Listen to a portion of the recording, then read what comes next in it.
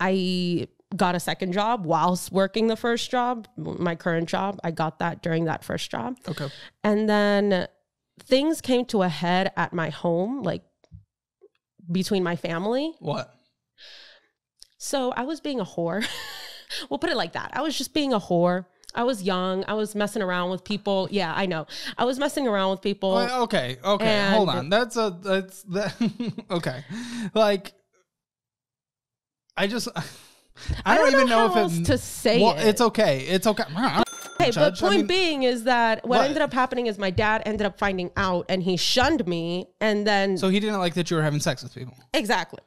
And it's funny because that's the reason why he didn't teach me to drive. Hence why I don't drive and don't have a car. What age? 19. He wasn't teaching you to drive at 19. And even before that, he didn't. He never wanted to. Were you in Mexico at this time? No, I was born and raised here. But your dad is in Mexico now? No, he lives here. But he owns the property. But he owns territory, yeah, and he has rented it out, and other people are. So in charge of that. He was angry that his adult daughter was doing what she wanted to do. Yeah, and sexually? And he didn't agree with it. So not that it matters, but just for context, so I can judge this person. He's very conservative, very traditional. Like when you say whore, what do you mean? You're having a dude over every single night? No, I never had dudes over. I always snuck out and went on my own. It doesn't matter, but again, I'm just trying to figure out if I'm judging him or not. What do you mean when you say you're a whore? Just give us some context. I would meet people. How often? Let's say a handful. How often, though?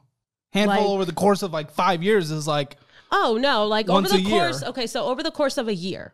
Let's put it like that. Over the course of a year, I met like 7 different dudes or whatever. Who cares? My dad found out about one specifically that he was concerned over, or my sister snitched on me, and then... me and my dad had a falling out basically over that.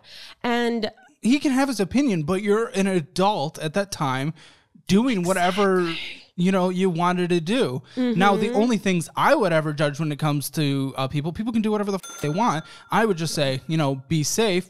Definitely. Practice precaution. Always. And get tested every 3 months, stuff always. like that. I always tested myself that's great. every but month. Who gives a shit?